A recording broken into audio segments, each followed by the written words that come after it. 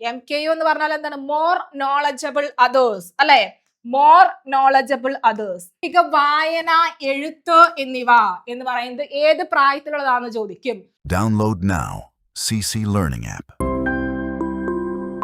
Hi all, welcome to competitive cracker. ഞാൻ അഞ്ജലി കൃഷ്ണൻ. നമുക്കിന്ന് കേറ്ററ്റിന്റെ കുറച്ച് പ്രീവിയസ് ഇയർ ക്വസ്റ്റ്യൻസ് കേൾക്കാം.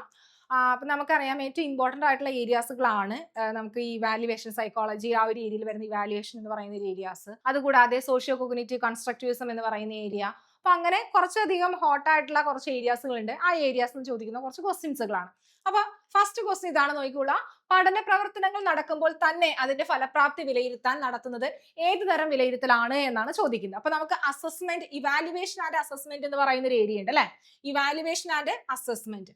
അപ്പൊ അതിൽ നിന്ന് മിക്കവാറും 1-2 മാർക്കിന്റെ ക്വസ്റ്റ്യൻസ് ചോദിക്കുന്നതാണ്. അപ്പൊ ഇവാലുവേഷൻ എന്ന് പറയുമ്പോൾ എന്താണെന്നും അതിന്റെ ആ ഒരു കണ്ടിന്യൂസ് ആൻഡ് കോംപ്രഹെൻസീവ് ഇവാലുവേഷൻ, അതുകൂടാതെ ഫോർമേറ്റീവ് ഇവാലുവേഷൻ, സമ്മേറ്റീവ് ഇവാലുവേഷൻ ചോദിക്കും. പിന്നെ അതുകൂടാതെ നമുക്ക് അസസ്മെന്റുമായിട്ട് റിലേറ്റ് ചെയ്ത് assessment for learning, of learning, as learning എന്താണെന്നൊക്കെ ചോദിക്കുക. അപ്പൊ ഒട്ടനവധി കൺഫ്യൂസിങ് വരുന്ന ഒരു ഏരിയ കൂടിയാണ് നമുക്ക് ഈ ഒരു അസസ്മെന്റ് ആൻഡ് ഇവാലുവേഷൻ എന്ന് പറയുന്ന ഏരിയ. അപ്പൊ ഇവിടെ നോക്കിക്കേ, പഠന പ്രവർത്തനങ്ങൾ നടക്കുമ്പോൾ തന്നെ അതിന്റെ ഫലപ്രാപ്തി വിലയിരുത്തൽ നടത്തുന്നത് ഏത് തരം വിലയിരുത്തലാണ് എന്നാണ് ചോദിക്കുന്നത്. അപ്പൊ ഇവിടെ ക്വസ്റ്റ്യൻ പ്രത്യേകം ശ്രദ്ധിക്കുക. പഠന പ്രവർത്തനങ്ങൾ നടക്കുമ്പോൾ തന്നെ എന്ന് എടുത്ത് പറയുന്നുണ്ട് അല്ലെ? അപ്പൊ ഇവിടെ ഏതായിരിക്കും ആൻസർ ആയിട്ട് വരുന്നത്? പഠനത്തിനായുള്ള വിലയിരുത്തൽ, ആയുള്ള എന്ന് ഓർത്താൽ മതി. അസസ്മെന്റ് ഫോർ ലേണിംഗ് എന്ന് ഓർത്ത് വെച്ചാൽ മതി. ഇനി ബാക്കിയുള്ളതൊക്കെ എന്തൊക്കെയാന്ന് നോക്കാം. അതായത് വിലയിരുത്തൽ തന്നെ പഠനം, അസസ്മെന്റ് ആസ് ലേണിംഗ് എന്താണെന്നും, അതുകൂടാതെ പഠനത്തെ വിലയിരുത്തൽ അസസ്മെന്റ് ഓഫ് ലേണിംഗ് എന്താണെന്ന് നമുക്ക് നോക്കാം. ഇത് അസസ്മെന്റിന്റെ 3 ടേംസുകളാണ് ഇവിടെ പറഞ്ഞിരിക്കുന്നത് അല്ലെ? അപ്പൊ ഇവിടെ നോക്കിക്കേ, ക്ലാസ് മുറിയിൽ പഠനം നടക്കുമ്പോൾ തന്നെ അല്ലെ, അതിന്റെ ഫലപ്രാപ്തിക്ക് വേണ്ടിയിട്ട് വിലയിരുത്തുന്ന ആ ഒരു രീതി, അതിന്റെ അല്ലെങ്കിൽ അതിനോടൊപ്പം ആ ഒരു പഠനം നടക്കുന്നതിനോടൊപ്പം തന്നെ വിലയിരുത്തുന്ന ആ ഒരു രീതിയാണ് എന്ത് പറയുന്നത്? നമ്മള് മെയിൻ ആയിട്ട് പറയുന്നത് പഠനത്തിനായുള്ള വിലയിരുത്തൽ അല്ലെ? ആയുള്ള വിലയിരുത്തൽ, പഠനത്തിനായുള്ള വിലയിരുത്തൽ എന്ന് പറയുന്നത്. അപ്പൊ ഇവിടെ എന്തൊക്കെയാ സംഭവിക്കുന്നത്? അതായത് അധ്യാപകരും കുട്ടിയും എന്താണ് പഠനത്തെ കാര്യക്ഷമമായിട്ട് മുന്നോട്ട് കൊണ്ടുപോകാൻ ഇതുമൂലം സാധിക്കുന്നുണ്ട് അല്ലെ? അതായത് അപ്പപ്പോ തന്നെ എന്ത് ചെയ്യുന്നുണ്ട്? അത് വിലയിരുത്തി അതിനുള്ള ഫീഡ്ബാക്ക് കൊടുക്കാനായിട്ട് ആർക്ക് സാധിക്കുന്നുണ്ട്? അധ്യാപകർക്ക് സാധിക്കുന്നുണ്ട്. ഇനി നെക്സ്റ്റ് നോക്കിക്കേ, നെക്സ്റ്റ് വരുന്നതാണ് വിലയിരുത്തൽ തന്നെ പഠനം. അതെന്താ വരുന്നത്? അതായത് താൻ ചെയ്ത അല്ലെങ്കിൽ താൻ പഠിച്ച കാര്യം കുട്ടി സ്വയം വിലയിരുത്തുന്ന രീതി. ഞാൻ എത്രത്തോളമാണ് പഠിച്ചത്, അല്ലെങ്കിൽ എങ്ങനെയാണ്, അല്ലെങ്കിൽ ഇത്രയും പഠിച്ചാ മതിയോ, ഇനിയും എങ്ങനെയാണ് പഠിക്കേണ്ടത് എന്ന് വിലയിരുത്തുന്ന രീതിയാണ് വിലയിരുത്തൽ തന്നെ പഠനം എന്ന് പറയുന്നത്. ഇനി പഠനത്തെ വിലയിരുത്തൽ എന്ന് പറയുമ്പോൾ എന്തായിരിക്കാം? ഈ ടേമിന്റെ അവസാനം അല്ലെങ്കിൽ ഒരു സെമ്മിന്റെ അവസാനം, ഒരു ഇയറിന്റെ അവസാനം ഒക്കെ നടത്തുന്ന ഒരു വിലയിരുത്തലിനെയാണ് നമ്മൾ എന്ത് വിളിക്കുന്നത്? പഠനത്തെ വിലയിരുത്തൽ എന്ന് പറയുന്നത്. അപ്പൊ അതിനൊരു എക്സാമ്പിൾ ആയിട്ട് പറയുന്നതാണ് ടേം വിലയിരുത്തൽ. അപ്പൊ ഇത് 3ഉം ഏറ്റവും ഇമ്പോർട്ടന്റ് ആണ്. 1 മാർക്കിന്റെ ക്വസ്റ്റ്യൻസ് ഈ അസസ്മെന്റ് എന്ന് പറയുന്ന, അസസ്മെന്റ് ഇവാലുവേഷൻ എന്ന് പറയുന്ന ഏരിയയിൽ നിന്ന് ചോദിക്കുന്നതാണ്. അപ്പോൾ ഇത് കറക്റ്റ് ആയിട്ട് ഓർത്തു വെച്ചോളുക എന്തൊക്കെയാണെന്ന്. അതായത് പഠനത്തിനായുള്ള വിലയിരുത്തൽ എന്താണ്, വിലയിരുത്തൽ തന്നെ പഠനം, പഠനത്തെ വിലയിരുത്തൽ എന്താണ് എന്ന് കറക്റ്റ് ആയിട്ട് അവിടെ പഠിക്കണം. ഇനി നെക്സ്റ്റ് ക്വസ്റ്റ്യൻ നോക്കിക്കോളാം. PWD ആക്ട് പാസ്സാക്കിയ വർഷം ഏത് എന്നാണ് ചോദിക്കുന്നത്. ഏതായിരിക്കാം? 1990, 1995, 2016, 2020. അപ്പൊ ഇവിടെ നമ്മള് കൺഫ്യൂസിംഗ് ആയിട്ടുള്ള കുറച്ച് ഏരിയാസ് വരും. അതായത് ഇപ്പൊ PWD ആക്ട് പാസ്സാക്കിയ വർഷം, അതുപോലെ RPWD ആക്ട് പാസ്സാക്കിയത്, RCA ആക്ട്, RT ആക്ട്, അങ്ങനെ ഒത്തിരി ആക്ടുകളുണ്ട്. ഇത് പാസ്സാക്കിയ വർഷം എന്ന് ചോദിക്കും. അതുകൂടാതെ ഇത് നടപ്പിൽ വന്ന വർഷവും ചോദിക്കും. അപ്പൊ വർഷവും പഠിക്കണം, മന്ത് പഠിക്കണം, ഡേയും നിങ്ങൾ അവിടെ പഠിച്ചു വെക്കണം. അപ്പൊ ഇത് നോക്കുകയാണെങ്കിൽ 1995 ആണ് PWD ആക്ട് പാസ്സാക്കിയ വർഷം എന്ന് പറയുന്നത്. ഇനി ഇവിടെ കുറച്ചധികം കാര്യങ്ങളും കൂടെ പഠിക്കണം. PWD ആക്ട് എന്ന് പറയുന്നത് 1990 വിത്ത് പേഴ്സൺ വിത്ത് ഡിസബിലിറ്റി ആക്ട്. ഇനി അത് കൂടാതെ നമുക്കറിയാം RPWD ആക്ട് വരുന്നുണ്ട്. അതൊന്നുകൂടി റിവൈസ് ചെയ്ത് വരുന്നുണ്ട്. അത് ഏത് വർഷമാണ്? 2016 നമുക്ക് ഇത് റിവൈസ് ചെയ്ത് വരുന്നത്. അപ്പൊ അത് ഓർത്ത് വെച്ചോളാം, 2016 റിവൈസ് ചെയ്ത് വരുന്നത്. നെക്സ്റ്റ് മെന്റൽ ഹെൽത്ത് ആക്ട് വരുന്നത് 1987 മെന്റൽ ഹെൽത്ത് ആക്ട് വരുന്നത്. ഇനി നാഷണൽ ഹെൽത്ത് ആക്ട് വരുന്നത് 1999 ഇനി അനദർ ഇമ്പോർട്ടന്റ് ആയിട്ടുള്ള ഒരു ഇതാണ് RTE ആക്ട് എന്ന് പറയുന്നത്. RTE ആക്ട് വരുന്നത് 2009 ദെൻ നെക്സ്റ്റ് RCI ആക്ട് വരുന്നത് 1992 RCI ആക്ട് വരുന്നത്. ഈ ഡേറ്റ് കറക്റ്റ് ആയിട്ട് അവിടെ പഠിച്ചു വെച്ചോളൂ. ഇത് സ്ഥിരം ചോദിക്കുന്ന ഒരു ഏരിയ ആണ്. അപ്പൊ ഇതൊന്നുകൂടി ഒന്ന് ഓർത്തു വെച്ചോളാം. PWD act, person with disability act 1995. ഇനി അതുകൂടാതെ ഇത് റിവൈസ് വന്നു. RPWD ആക്ട് 2016 അത് റിവൈസ് വന്നത്. Next mental health act 1987. Then national health act 1999 ആണ്. അതുകൂടാതെ RTE ആക്ട് വരുന്നത് 2009. RCI വരുന്നത് 1992 RCI ആക്ട് വരുന്നത്. ദെൻ നെക്സ്റ്റ് ക്വസ്റ്റ്യൻ നോക്കുക. ലീ വൈഗോട്സ്കിയുടെ അഭിപ്രായത്തിൽ കുട്ടികളുടെ വൈജ്ഞാനിക വികാസത്തിൽ ഏറ്റവും പ്രധാനപ്പെട്ട പങ്കുവഹിക്കുന്ന ഘടകം ഏത് എന്നാണ് ചോദിക്കുന്നത്. അപ്പോൾ നമുക്കറിയാം വൈഗോട്സ്കി എന്ന് പറയുന്ന ഒരു സൈക്കോളജിസ്റ്റുമായിട്ട് റിലേറ്റ് ചെയ്ത് നമ്മൾ പഠിക്കുന്ന ആ ഒരു ടേം, കുറെ കാര്യങ്ങൾ നമ്മളവിടെ ടേം പഠിച്ചു വെക്കണം അല്ലെ. അദ്ദേഹം ഏത് സ്കൂൾ ഓഫ് സൈക്കോളജിയിൽ വരുന്നതാണ്? സോഷ്യോ കോഗ്നിറ്റീവ് കൺസ്ട്രക്റ്റിവിസം അല്ലെ, ആ ഒരു ഏരിയയിൽ വരുന്നതാണ്. അപ്പൊ അദ്ദേഹത്തിന്റെ തിയറീസ് ഒക്കെ ഓർത്ത് വെക്കുക. അപ്പൊ ഇവിടെ നോക്കിക്കേ, അദ്ദേഹം എപ്പോഴും സൊസൈറ്റിയുമായിട്ട് ഇടപഴകിക്കൊണ്ടാണ് അല്ലെ കുട്ടികളിൽ പഠനം നടക്കുന്നത്, അല്ലെങ്കിൽ കുട്ടികളെ ആ ഒരു കൺസ്ട്രക്ഷൻ നടക്കുന്നതെന്നാണ് പറയുന്നത് അല്ലെ. അപ്പൊ ഇവിടെ നോക്കിക്കേ, പാരമ്പര്യമാണോ, സാമൂഹിക ഇടപെടലാണോ, ശാരീരിക പക്വതയാണോ, ഗ്രേഡ് ആണോ? അപ്പൊ തീർച്ചയായിട്ടും നമുക്ക് എന്തായിരിക്കും ഓപ്ഷൻ ബി പറയാം അല്ലെ, സാമൂഹിക ഇടപെടലുകൾ. അപ്പൊ ഇവിടെ നമ്മൾ ലീ വൈഗോട്സ്കി പറയുമ്പോൾ കുറച്ചധികം കാര്യങ്ങൾ അദ്ദേഹത്തിന്റെ സോഷ്യോ കോഗ്നിറ്റീവ് കൺസ്ട്രക്റ്റിവിസത്തിൽ കുറച്ചധികം കാര്യങ്ങൾ നമ്മളിവിടെ പഠിച്ചു വെക്കണം. മെയിൻ ആയിട്ട് ആദ്യമേ നമ്മുടെ മനസ്സിൽ നമുക്ക് ZPD ആയിരിക്കും ഓർമ്മ വരുന്നത് അല്ലെ, zone of proximal development, ZPD. ഇതിന്റെ ഫുൾ ഫോം കറക്റ്റ് ആയിട്ട് പഠിച്ചു വെക്കുക. Zone of proximal development, zone of proximal development, proximal development, ഇത് പഠിച്ചു വെക്കണം. ഇനി അത് കൂടാതെ എന്താണ് ഈ ZPD എന്ന് പഠിച്ചു വെക്കണം അല്ലെ. അതായത് ഇവിടെ നമുക്കറിയാം ഒരു കുട്ടിക്ക് എത്തിച്ചേരാൻ കഴിയുന്ന അല്ലെ, അതായത് ക്യാൻ ഡു അല്ലെ, ക്യാൻ ഡൂവിനും അതുകൂടാതെ എത്തിച്ചേരാൻ കഴിയാത്ത, മറ്റുള്ളവരുടെ സഹായം കൊണ്ട് മാത്രം എത്തിച്ചേരുന്ന അല്ലെങ്കിൽ ഒറ്റയ്ക്ക് എത്തിച്ചേരാൻ കഴിയാത്ത ഒരു നിലയുണ്ട് അല്ലെ, ക്യാൻഡ് ഡു എന്ന് പറയുന്നത്. ഇതിനിടയിലുള്ള ഇതിനെയാണ് നമ്മൾ എന്ത് പറയുന്നത്? ZPD എന്ന് പറയുന്നത്, സോൺ ഓഫ് പ്രോക്സിമൽ ഡെവലപ്മെന്റ് എന്ന് പറയുന്നത്. ഇവിടെ ആരുടെ സഹായം ആവശ്യമാണ്? എന്താണ് ഇവിടെ ആവശ്യം വരുന്നത്? സ്കഫോൾഡിങ് അല്ലെ, സ്കഫോൾഡിങ് ആവശ്യമാണ്. സ്കഫോൾഡിങ്ങിന്റെ മലയാളം എന്താ? കൈത്താങ് അല്ലെ, കൈത്താങ് ആവശ്യമാണ്. ഇനി ഈ കൈത്താങ് കൊടുക്കുന്നവർ ആരൊക്കെയാ? അവരാണ് MKO എന്ന് പറയുന്നത്. ഈ ടേം പ്രത്യേകം ഒന്ന് ഓർത്ത് വെച്ചോളാം, പ്രീവിയസ് ഇയർ ക്വസ്റ്റ്യൻ ചോയ്സാണ്. MKOന്റെ ഉപജ്ഞാതാവ് ആര് എന്നുള്ളത്. MKO എന്ന് പറഞ്ഞാൽ എന്താണ്? മോർ നോളജബിൾ അതേഴ്സ് അല്ലെ, more knowledgeable others, more knowledgeable others എന്ന് പറയും. ഇനി ആരാണ് ഈ മോർ നോളജബിൾ അതേഴ്സ് എന്ന് പറഞ്ഞാൽ? അത് ടീച്ചർ ആകാം അല്ലെ, ടീച്ചർ ആകാം, അല്ലെങ്കിൽ പാരന്റ്സ് ആകാം, ഈവൻ ആ കൂട്ടുകാരാകാം അല്ലെ, ആ ഒരു കുട്ടിയുടെ കൂട്ടുകാരാകാം, പീർ ഗ്രൂപ്പ്സ് ആകാം.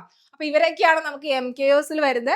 അപ്പൊ ഇത്രയും ടേംസുകളോട് ഓർത്ത് വയ്ക്കുക. ZPD, അതുകൂടാതെ സ്കഫോൾഡിങ് അതായത് കൈത്താങ്, MKO, ഇതെല്ലാം ഇവിടെ ഓർത്ത് പോകണം. സ്ഥിരം റിപ്പീറ്റ് അടിച്ച് ചോദിക്കുന്ന ഒരു ഏരിയ ആണ്.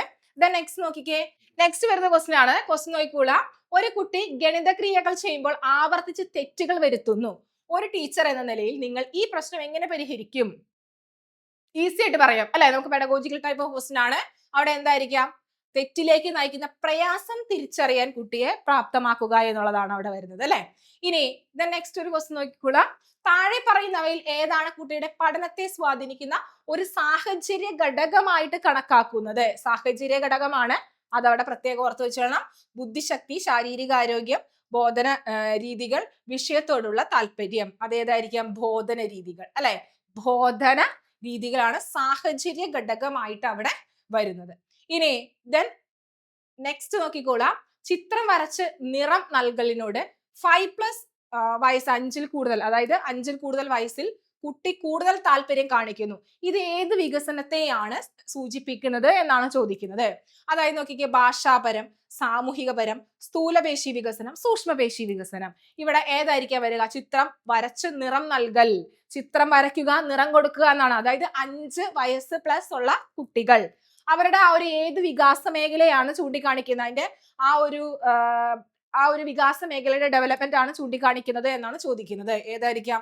സൂക്ഷ്മപേശി വികസനം. ഇവിടെ നിങ്ങൾ ഓർത്തു വെക്കണം, 3+ അല്ലെങ്കിൽ 3-ൽ കൂടുതൽ വയസ്സുള്ളവരെ, അതുകൂടാതെ 5 വയസ്സ് 4 വയസ്സിൽ കൂടുതൽ വരെ അവരുടെ ആ ഒരു പ്രത്യേകതകൾ, അവരുടെ ആ ഒരു സൂക്ഷ്മപേശി വികസനം എങ്ങനെയാണ്, അല്ലെങ്കിൽ സ്ഥൂലപേശി വികസനം എങ്ങനെയാണെന്ന് കറക്റ്റ് ആയിട്ട് അവിടെ ഓർത്ത് വെച്ചോളാം. അപ്പൊ ഇവിടെ നോക്കിക്കേ 3+, അതായത് 3-ൽ കൂടുതൽ, 3-ഓ 3-ലധികമോ വയസ്സായ ആ ഒരു കുട്ടികൾ അല്ലെ, ആ ഒരു കുട്ടികളുടെ ആ ഒരു വികസനം, ഇവിടെ സ്ഥൂലപേശി വികസനം എന്ന് പറയുമ്പോൾ എന്തായിരിക്കാം? പടികൾ കയറുക എന്നുള്ളത് അല്ലെ, പടികൾ കയറുക, ഇറങ്ങുക. അതുകൂടാതെ മുച്ചക്രവാഹനം, നമുക്ക് 3 ടയറുള്ള സൈക്കിൾ ഉണ്ട് അല്ലെ, അപ്പൊ മുച്ചക്രവാഹനം ചവിട്ടുക, കുറച്ച് നേരത്തേക്ക് നമുക്കൊന്ന് ഒറ്റക്കാലിൽ, കുട്ടികൾക്ക് ഒറ്റക്കാലിൽ നിൽക്കാൻ കഴിയുന്നു. ഇതൊക്കെ കുട്ടികളുടെ സ്ഥൂലപേശി വികസനമാണ്. പിന്നെ സൂക്ഷ്മപേശി വികസനം എന്ന് പറയുമ്പോൾ എന്താണ്? 3 വയസ്സിൽ കൂടുതലുള്ളവരുടെ, 3 വയസ്സിൽ കൂടുതൽ നെടുകയും കുറുകയും വരകൾ വരയ്ക്കുന്നത്, അതുകൂടാതെ വട്ടം വരയ്ക്കുന്നത് അല്ലെ, വട്ടം വരയ്ക്കുന്നത്, അതുകൂടാതെ ക്രയോൺ പെൻസിൽ ഉപയോഗിക്കുന്നത് അല്ലെ, ഇതൊക്കെ എന്താണ്? അതുകൂടാതെ 10 ക്യൂബ്സ് ഒക്കെ വരെ അടുക്കാൻ കഴിയുന്നത്, ഇതൊക്കെ ആ കുട്ടിയുടെ സൂക്ഷ്മപേശി വികസനവുമായിട്ട് റിലേറ്റ് ചെയ്ത് വരുന്നതാണ്. ഇനി ദെൻ നെക്സ്റ്റ് വരുന്നതാണ് ആ കുട്ടിയുടെ ഭാഷാപരം എന്ന് പറയുമ്പോൾ എന്താണ്? അവിടെ കുട്ടിയുടെ സംസാരശേഷി വർദ്ധിക്കും അല്ലെ, സംസാരശേഷി വർദ്ധിക്കും, പൂർണ്ണവാക്യങ്ങൾ സംസാരിച്ചു തുടങ്ങും. അതുകൂടാതെ സ്വന്തം പ്രായവും ലിംഗവും പദവിയൊക്കെ ആ കുട്ടി തിരിച്ചറിയുന്നു. പിന്നെ അതുകൂടാതെ 3 വസ്തുക്കൾ വരെ കൃത്യമായിട്ട് ആ കുട്ടി എണ്ണാനായിട്ട് സാധിക്കുന്നു അല്ലെ. പിന്നെ കഥകൾ കേൾക്കാൻ, പറയാൻ ഒക്കെ ആ ഒരു പ്രായത്തിലെ കുട്ടികൾക്ക് വളരെയധികം താല്പര്യമാണ്. പിന്നെ അതുകൂടാതെ ചിത്രം കാണിച്ചൊക്കെ കഥ പറഞ്ഞു കൊടുക്കാനൊക്കെ വളരെ എന്താണ്? പ്രചോദനകരം. കൊടുക്കുക എന്നുള്ളത് കുട്ടികൾക്ക് വളരെ പ്രചോദനം കൊടുക്കുന്ന ഒന്നാണ്, വളരെ ഇഷ്ടമാണ് അവർക്ക്. ദെൻ നെക്സ്റ്റ് അതുകൂടാതെ അവർക്ക് വ്യക്തി കേന്ദ്രീകൃത ചിന്തയാണ്. ഓക്കെ, അതായത് സ്വയം ആ ഒരു കേന്ദ്രീകൃത ചിന്തയാണ് ഉണ്ടാകുക. അതുകൂടാതെ സ്വയം പ്രായത്തിലുള്ളവരുടെ ആ ഒരു കളികളൊക്കെ നിരീക്ഷിക്കാനൊക്കെ ആയിട്ട്, അതുപോലെ ഇമിറ്റേറ്റ് ചെയ്യാനൊക്കെ ആയിട്ട് ആ കുട്ടികൾക്ക് താല്പര്യമാണ്. ദെൻ നെക്സ്റ്റ് വ്യക്തിപരം ഓർ സാമൂഹികപരമായിട്ടുള്ള ആ ഒരു മാറ്റം എന്ന് പറഞ്ഞാൽ സ്വയം വസ്ത്രമൊക്കെ സ്വയം അഴിക്കാൻ അല്ലെ, സ്വയം ഇടാനൊക്കെ ആയിട്ട് ആ കുട്ടി പ്രാപ്തമാകുന്നു. അതുകൂടാതെ കൈയൊക്കെ ഒറ്റയ്ക്ക് കഴുകുന്നു. പിന്നെ അതുകൂടാതെ ആ കുട്ടിയുടെ ഇഷ്ടം സാധിക്കാൻ വേണ്ടി കൂടുതൽ നിർബന്ധമൊക്കെ കാണിക്കുന്ന, പിടിവാശിയൊക്കെ കാണിക്കുന്ന ആ ഒരു സമയമാണ്. ഇനി സാഹചര്യം നോക്കാതെ ആ സമയത്ത് കുട്ടികൾ പ്രതികരിക്കും അല്ലെ. ദെൻ നെക്സ്റ്റ് വരുന്നതാണ് 4 വയസ്സ്, 4+, 4-ഉം അതിൽ കൂടുതലും. അവരുടെ സ്ഥൂലപേശി വികസനം എന്ന് പറയുമ്പോൾ ഒറ്റക്കാലിൽ നിൽക്കുന്നു. പിന്നെ അതുകൂടാതെ കത്രിക ഉപയോഗിച്ച് പേപ്പറുകൾ മുറിക്കുന്നു. അതൊക്കെ എന്താണ്? സ്ഥൂലപേശി വികസനത്തിൽ വരുന്നതാണ്.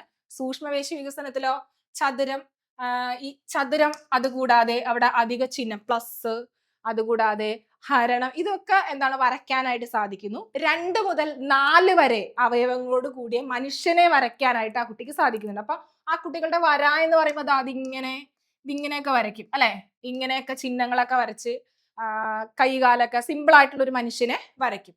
ദെൻ നെക്സ്റ്റ് ഭാഷാവരം എന്ന് പറയുമ്പോൾ 4 വസ്തുക്കൾ വരെ കൃത്യമായിട്ട് അവിടെ എണ്ണുന്നുണ്ട്. അതുകൂടാതെ സ്വന്തം കഥകളൊക്കെ പറയാനായിട്ട് തുടങ്ങും അല്ലെ. പിന്നെ ആ കഥകളിലെ യുക്തിബോധം ആ കുട്ടികൾക്ക് അവിടെ കടന്നു വരുന്നുണ്ട്. അതുകൂടാതെ ചോദ്യങ്ങൾ ചോദിക്കുന്ന ഒരു കാര്യം, ക്വസ്റ്റ്യനിങ് ഏജ് ആണ് അല്ലെ, ചോദ്യങ്ങൾ ചോദിക്കുന്നു. അതുകൂടാതെ ഒരേ ചിത്രകഥ വീണ്ടും വീണ്ടും റിപ്പീറ്റ് അടിച്ച് കേൾക്കാനായിട്ടുള്ള ഒരു ഇഷ്ടപ്പെടുന്ന ഒരു കാലഘട്ടമാണ്. നെക്സ്റ്റ് വ്യക്തിപരം ഓർ സാമൂഹികം എന്ന് പറയുമ്പോൾ അവിടെ കുട്ടികൾ എന്താണ്? സമപ്രായക്കാരുമായിട്ട് ചേർന്ന് കളിക്കാൻ തുടങ്ങും. ചെറിയ ചെറിയ കൊടുക്കൽ വാങ്ങലുകൾ, എന്റെ കളിപ്പാട്ടം ഞാൻ നിനക്ക് തരാം, നിന്റെ കളിപ്പാട്ടം ഞാൻ എടുത്തോട്ടെ അല്ലെ, അങ്ങനെയുള്ള ഒരു ചെറിയ ചെറിയ കൊടുക്കൽ വാങ്ങൽ രീതിയിലേക്ക് അവിടെ വളരുന്നുണ്ട്. പിന്നെ അതുകൂടാതെ ഇമിറ്റേറ്റ് ചെയ്ത് കളിക്കുക, ചമഞ്ഞുള്ള കളികൾക്കൊക്കെ അവിടെ സാധ്യതയുണ്ട്. പിന്നെ അതുകൂടാതെ ടോയ്ലറ്റ് ഉപയോഗിക്കാൻ, സ്വന്തമായിട്ട് ടോയ്ലറ്റ് ആരുടെയും സഹായമില്ലാതെ അവിടെ ഉപയോഗിക്കാനായിട്ട് ശീലിക്കുന്ന ഒരു കാലഘട്ടമാണ്. ദെൻ നെക്സ്റ്റ് 5+ എന്ന് പറയുമ്പോൾ വള്ളിച്ചാട്ടം ചാടുന്നു, സ്കിപ്പിംഗ് അല്ലെ. പിന്നെ അതുകൂടാതെ സൂക്ഷ്മപേശി വികസനം എന്ന് പറയുമ്പോൾ ത്രികോണം വരയ്ക്കുന്നു, മനുഷ്യരൂപം പൂർത്തീകരിക്കുന്നു, ചിത്രം വര, അതുകൂടാതെ നിറം നൽകല്, ഇങ്ങനെ കുറേ കാര്യങ്ങളൊക്കെ എന്ത് ചെയ്യുന്നുണ്ട്? ഈ 5+ പ്രായത്തിലുള്ള കുട്ടികൾ അവിടെ ചെയ്യുന്നുണ്ട്. അപ്പൊ ഇത് ഓർത്തു വെച്ചോളാം. പിന്നെ അതുകൂടാതെ ഭാഷാപരം നോക്കുകയാണെങ്കിൽ ഇവിടെ 4 നിറങ്ങൾ വരെ തിരിച്ചറിയാൻ കഴിയും. പിന്നെ അതുകൂടാതെ 10 വസ്തുക്കൾ വരെ കൃത്യമായിട്ട് അവിടെ എണ്ണുന്നുണ്ട്. ചോദ്യം ചോദിക്കുക സ്വഭാവം കുറച്ചുകൂടി മൂർധന്യാവസ്ഥയിലേക്ക് അവിടെ എത്തുന്നുണ്ട്. കഥകൾ കുറച്ചുകൂടി യുക്തിസഹമാകുന്നു. അതുകൂടാതെ സാങ്കല്പിക വായന, എഴുത്ത്, ഇതൊക്കെ അവിടെ എന്ത് ചെയ്യുന്നുണ്ട്? നടക്കുന്നുണ്ട്. ഈ പോയിന്റ് അവിടെ ഓർത്ത് വെച്ചോളാം. സാങ്കല്പിക വായന, എഴുത്ത് എന്നിവ എന്ന് പറയുന്നത് ഏത് പ്രായത്തിലുള്ളതാണെന്ന് ചോദിക്കും. അപ്പൊ ഏതായിരിക്കാം? 5+. ഇത് ഓർത്ത് വെച്ചോളാം, സ്ഥിരം ക്വസ്റ്റ്യൻ ചോദിക്കുന്നതാണ് കേട്ടോ. സാങ്കല്പിക വായന, എഴുത്ത് ഒക്കെ നടത്തുന്ന ആ ഒരു കാലഘട്ടം അല്ലെങ്കിൽ ആ പ്രായം ഏതെന്ന് ചോദിക്കാം.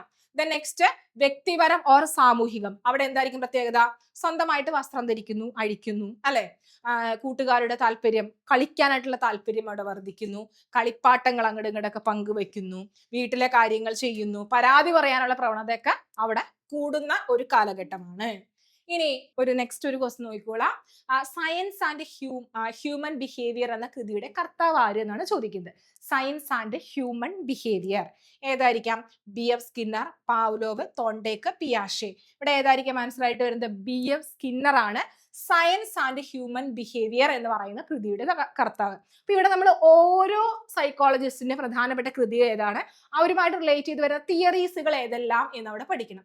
അപ്പൊ സ്കിന്നറുടെ സമീപനം നോക്കുകയാണെങ്കിൽ നമുക്കറിയാം അമേരിക്കൻ മനഃശാസ്ത്രജ്ഞനാണ്. പിന്നെ അതുകൂടാതെ ഹാർവാർഡ് സർവകലാശാലയിൽ നിന്ന് പ്രൊഫസർ ആയിരുന്നു. അതൊക്കെ ജസ്റ്റ് ഒന്ന് ഓർത്തു വെച്ചുകൂടാ.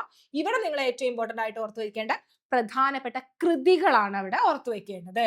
അപ്പൊ ഇവിടെ നോക്കിക്കേ, BF സ്കിന്നറിന്റെ കൃതി എന്ന് പറയുന്നത് ഏതായിരിക്കാം? Verbal behaviour, the behaviour of organism, the science and human behaviour. അല്ലെ? കൃതികൾ കറക്റ്റ് ആയിട്ട് ഓർത്തു വെച്ചോളാ. BF സ്കിന്നറുടെ കൃതികൾ എന്ന് പറയുന്നത് verbal behaviour, the behaviour of organism, the science and human behaviour എന്നുള്ളത് ആരുടെ കൃതിയാണ്? BF സ്കിന്നറിന്റെ കൃതിയാണ്. ദെൻ നെക്സ്റ്റ് നമുക്കറിയാം അദ്ദേഹം പ്രവർത്തനാനുബന്ധന സിദ്ധാന്തം, അല്ലെ, തിയറി ഓഫ് ഒപ്പാറാന്റ് കണ്ടീഷനിങ്ങിന്റെ വക്താവാണ്. അത് ഓർത്തു വെച്ചോളാം. പിന്നെ SR ബന്ധത്തിന് പകരം RS, അല്ലെ, റെസ്പോൺസ് ആൻഡ് സ്റ്റിമുലസ്, അല്ലെ, ബന്ധത്തിനും അതുകൂടാതെ റീഇൻഫോഴ്സ്മെന്റിനും ഊന്നൽ നൽകിയ വ്യക്തിയാണ് ആര്? സ്കിന്നർ എന്ന് പറയുന്നത്. ദെൻ നെക്സ്റ്റ് റെസ്പോൺസ്, പ്രതികരണം, ചോദകം, സ്റ്റിമുലസ്, അല്ലെ, പ്രബലനം, റീഇൻഫോഴ്സ്മെന്റ് എന്ന ക്രമത്തിൽ പഠന പ്രക്രിയ നടത്തിയ ഒരു വ്യക്തിയാണ് ആര്? സ്കിന്നർ. അപ്പൊ അത് ഓർത്തു വെച്ചോളണം. റെസ്പോൺസ്, പ്രതികരണം, RS, അല്ലെ, RS റെസ്പോൺസ്, സ്റ്റിമുലസ് അതായത് പ്രതികരണം, ചോദകം, പിന്നെ അതുകൂടാതെ റീഇൻഫോഴ്സ്മെന്റ്, അല്ലെ, റീഇൻഫോഴ്സ്മെന്റ് എന്ന ക്രമത്തിൽ പഠന പ്രക്രിയ നടത്തിയ ഒരാളാണ് സ്കിന്നർ. ഇതൊക്കെ ഓർത്തു വെച്ചോളൂ കേട്ടോ. സ്കിന്നറുമായിട്ട് റിലേറ്റ് ചെയ്താണ്. പ്രവർത്തനാനുബന്ധനം, ഒപ്പാറാന്റ് കണ്ടീഷൻ എന്ന് പറയുമ്പോൾ വ്യക്തമായിട്ട് ഓർക്കണം ആരാണ്? സ്കിന്നർ ആണ് എന്ന് ഓർത്തു വെച്ചോളാം. ഇനി SRന് പകരം RS ആണ്, റെസ്പോൺസ് ആൻഡ് സ്റ്റിമുലസ് ആണ് എങ്കിൽ അതാരാണ്? അത് സ്കിന്നർ ആണ്. ഇനി അതുകൂടാതെ അദ്ദേഹം വിശക്കുന്ന എലിയിലും പ്രാവിലും ഒക്കെ പരീക്ഷ നടത്തിയ ഒരു വ്യക്തിയാണ്. അത് ഓർത്തു വെച്ചോളാം. ഇനി ദെൻ നെക്സ്റ്റ് വരുന്നതാണ് തോണ്ടേക്ക്, അല്ലെ, തോണ്ടേക്ക്. അദ്ദേഹം ശരിക്കും പറഞ്ഞാൽ കൊളംബിയ സർവകലാശാലയിലെ പ്രൊഫസർ ആയിരുന്നു, അമേരിക്കയിൽ. ഇനി അദ്ദേഹം ശ്രമപരാജയ സിദ്ധാന്തത്തിന്റെ വക്താവാണ്. ട്രയൽ ആൻഡ് ഇറർ തിയറി, അല്ലെ, ട്രയൽ ആൻഡ് ഇറർ ലേണിംഗ്. അത് കൂടാതെ നമുക്ക് അവിടെ വേറെ അദ്ദേഹത്തിന്റെ തിയറിയുടെ വേറൊരു പേര് കൂടി പറയാം. എന്തായിരിക്കാം അവിടെ തിയറിയുടെ പേര്? ബോണ്ട് തിയറി, അല്ലെ, ബോണ്ട് തിയറി എന്നുകൂടി നമുക്ക് ഈ ശ്രമപരാജയ സിദ്ധാന്തം, അല്ലെ, ബോണ്ട് തിയറി ഓർ മലയാളത്തിൽ എന്ത് പറയും? ബന്ധ സിദ്ധാന്തം. അദ്ദേഹത്തിന്റെ തിയറിയുടെ പേരാണ് കേട്ടോ ബന്ധ സിദ്ധാന്തം or trial and error learning, അല്ലെങ്കിൽ ബോണ്ട് തിയറിക്ക് മലയാളത്തിൽ പറയാ ബന്ധ സിദ്ധാന്തം, അല്ലെ, ശ്രമപരാജയം. ഇനി അദ്ദേഹത്തിന്റെ പ്രധാനപ്പെട്ട കൃതികൾ അവിടെ ഓർത്തു വെച്ചോളാ. ഏതൊക്കെയാ? ആനിമൽ ഇന്റലിജൻസ്, ഇത് ചോദിച്ചു കണ്ടേക്കുന്നതാണ് കേട്ടോ. Animal intelligence, the psychology of arithmetic, human learning. അതുകൂടാതെ അദ്ദേഹത്തിന്റെ പ്രശസ്തമായിട്ടുള്ള പരീക്ഷണം എന്ന് പറയുന്നത് പ്രശ്നപേടകത്തിലെ പൂച്ച, അല്ലെ, the cat in the puzzle box. അത് ഓർത്തു വെക്കുക. അപ്പൊ അദ്ദേഹത്തിന്റെ പ്രസക്തമായിട്ടുള്ള കൃതികൾ ഓർത്തു വെക്കുക. Animal intelligence, the psychology of the arithmetic, human learning. ഇനി നെക്സ്റ്റ് വരുന്നതാണ് ഇവാൻ പെട്രോവിച്ച് പാവ്ലോവ് എന്ന് പറയുന്നത്. അദ്ദേഹം ഓർത്തു വെച്ചോളാ. അദ്ദേഹത്തിന്റെ ഫേമസ് ആയിട്ടുള്ള ഒരു കൃതികൾ എന്ന് പറയുന്നത് ഏതൊക്കെയാണ്? Conditional reflex, psychopathology and psychiatry എന്നുള്ളതാണ് അദ്ദേഹത്തിന്റെ ഫേമസ് ആയിട്ടുള്ള 2 കൃതികൾ എന്ന് പറയുന്നത്. അത് പ്രത്യേകം ഓർത്തു വെച്ചോളാം. Conditional reflex, psychopathology and psychiatry. ഇനി അദ്ദേഹത്തിന്റെ പരീക്ഷണമാണ് നമുക്കറിയാം. അദ്ദേഹത്തിന്റെ തിയറിയുടെ പേരാണ് നമുക്ക് ക്ലാസിക്കൽ കണ്ടീഷനിങ്, അല്ലെ, പൗരാണിക അനുബന്ധനം എന്ന് പറയുന്നത്. അദ്ദേഹം എന്തിനെ ബേസ് ചെയ്തിട്ടാണ് പറയുന്നത്?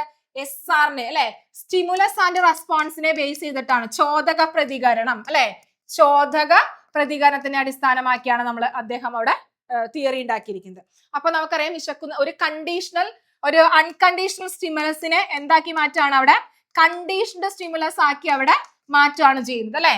അപ്പൊ ഇത് ഓർത്ത് വെച്ചോളാം. അദ്ദേഹത്തിന്റെ തിയറിയുടെ പേരാണ് ക്ലാസിക്കൽ കണ്ടീഷനിങ്, അല്ലെ, ക്ലാസിക്കൽ കണ്ടീഷനിങ് എന്ന് പറയുന്നത്. ഇനി നമ്മൾ എന്ത് പറയും മലയാളത്തിലെ? പൗരാണിക അനുബന്ധനം, അല്ലെ, പൗരാണിക അനുബന്ധനം. അപ്പൊ ആ തിയറി ഒക്കെ ഒന്ന് ഓർത്തു വെച്ചോളാം. ഒരു വിശന്ന നായക്ക് ഇറച്ചിപ്പൊടി എന്താ സഹായത്തോടുകൂടി കൊടുത്തു അല്ലെ. അപ്പൊ അതിനോടൊപ്പം മണിയൊച്ച കേൾപ്പിക്കുന്നു. ഇനി കുറെ കഴിഞ്ഞ് കഴിയുമ്പോൾ മണിയടി ഒച്ച കേൾക്കുമ്പോൾ നായക്ക് കണ്ടീഷൻ ചെയ്യും, എനിക്ക് എന്താണ് ഫുഡ് കിട്ടുമെന്ന് നായ കണ്ടീഷൻ ചെയ്ത് അവിടെ എന്ത് ചെയ്യും, സലൈവ വരും, നായക്ക് ഉമിനീര് വരും അല്ലെ. അതാണ് തിയറി ഓഫ് കണ്ടീഷനിങ് എന്ന് പറഞ്ഞാൽ ഇതിനകത്തേക്ക് നയിച്ചത്. ഇനി ദെൻ നെക്സ്റ്റ് വരുന്നതാണ് ജോൺ ബ്രോഡേഴ്സ് വാട്സൺ, JB വാട്സൺ എന്ന് പറയും അല്ലെ. ഇദ്ദേഹം എന്ന് പറഞ്ഞാൽ വ്യവഹാര മനഃശാസ്ത്രത്തിന്റെ പിതാവായിട്ട് അറിയപ്പെടുന്നതാണ് അല്ലെ. അതായത് ഇതിന് തുടക്കം കുറിച്ചത് ആരാണ്, അല്ലെങ്കിൽ ഉപജ്ഞതാവായിട്ട് അറിയപ്പെടുന്നത് ആരാണ്, JB വാട്സൺ ആണ്. വ്യവഹാര മനഃശാസ്ത്രത്തിന്റെ ഉപജ്ഞതാവ്, ആക്ച്വലി ഉപജ്ഞതാവാണ് അല്ലെ. അപ്പോ നമുക്ക് വ്യവഹാര മനഃശാസ്ത്രത്തിന്റെ പിതാവായിട്ട് അറിയപ്പെടുന്നു, ഉപജ്ഞതാവായിട്ട് അറിയപ്പെടുന്നു. അദ്ദേഹത്തിന്റെ പ്രധാനപ്പെട്ട കൃതികളാണ് ഏതാണ്, behaviourism, psychology from the standpoint of behaviourist, then next behaviour and introduction to comparative psychology എന്ന് പറയുന്നത്. ഇനി അദ്ദേഹം നടത്തിയ പരീക്ഷണങ്ങളാണ് കുഞ്ഞ് ആൽബർട്ട്, ലിറ്റിൽ ആൽബർട്ട് എന്ന് പറയുന്ന ഒരു പരീക്ഷണം. അദ്ദേഹം ഒത്തിരി ക്രിറ്റിസിസം ഒക്കെ ഏറ്റുവാങ്ങിയ ഒരു പരീക്ഷണമാണ്.